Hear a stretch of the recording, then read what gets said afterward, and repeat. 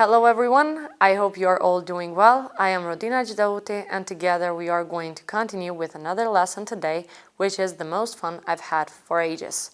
And also we are going to see more about present perfect, just, already, for, since, and so on.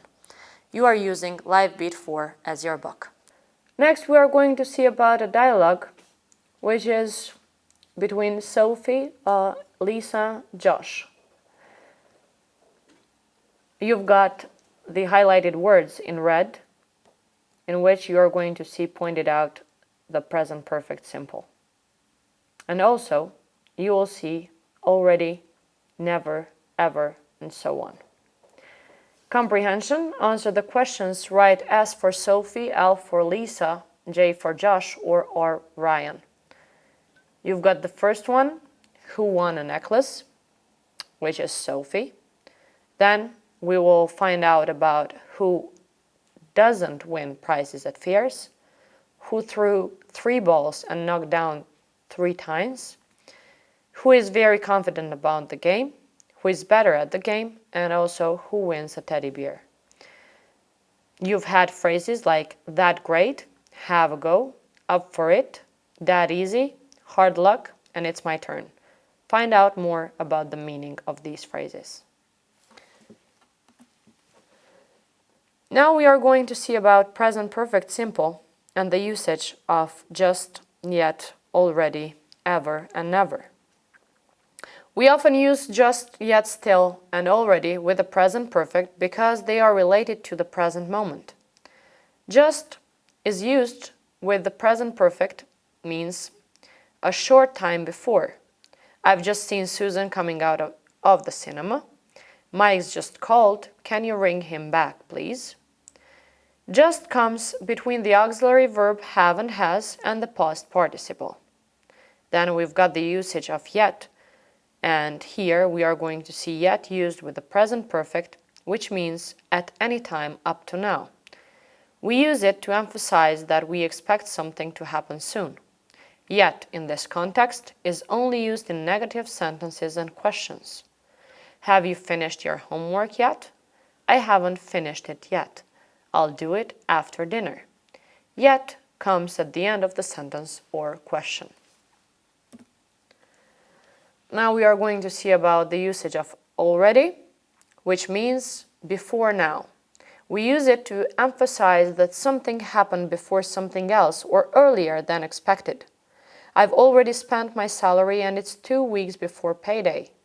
He wanted to see sudden risk, but I've already seen it. Already can come between the auxiliary and the main verb or at the end of the clause. Also, we've got ever and never, which express the idea of an undefined time before now. Have you ever visited Berlin? Ever and never are always placed before the main verb, the past participle. Ever is used, for example, have you ever been to England? Has she ever met the Prime Minister? And next, we also have got other rules. The time, adverbs just, already, never, and ever come before the main verb in a sentence. The time adverbs, such as yet and before, come at the end of the sentence, and yet is only used for questions and negative sentences.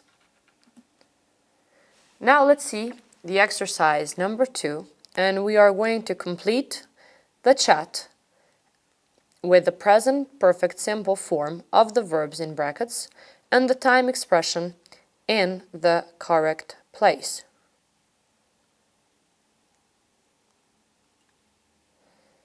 The first one is already done.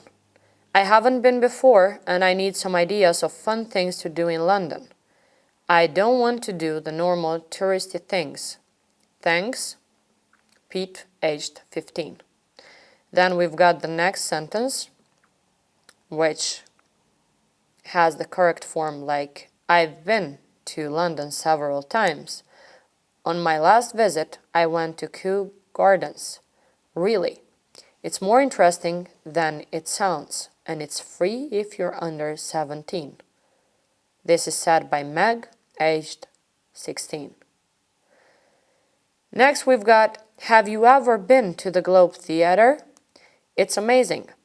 I've already seen 3 plays there. This year we're going to see Hamlet. I've never read Hamlet, but my parents have told me what's it about. I hope it doesn't rain because there is no roof. And this is said by Emma, which is aged 16. And the last one, hi, I've just arrived in London. I'm in the internet cafe in Camden right now. There is a really cool market here. I haven't bought anything yet, but I'm going back in a few minutes for some trousers. And this was Lee, aged 15. Next, we are going to see about using your English reacting to good and bad news. React to good news, we've got phrases like, whoa, that's great or brilliant. That's really cool or amazing. How fantastic. Well done. Good for you. Then we've got reacting to bad news. Phrases like, oh no, that's awful or too bad. That's really horrible or miserable. How terrible. Poor you. You poor thing. That's a real shame or a pity. I'm really sorry to hear that. Never mind and cheer up. Please find the meaning of these phrases. And next, we are going to complete the dialogues with 1 letter in each gap. The first one is already done, as my parents have just booked a holiday in New York for this summer. Whoa, that's amazing. How fantastic. And there you are going to follow the order of the letters so that you can find out the phrases or the words that belong to each sentence. Oh dear, that's too bad. Never mind. The third, that's awful. And how terrible. The fourth, it's cool and brilliant. The fifth one is for you and well done. Thank you all for your attention. Have a great day and see you next class.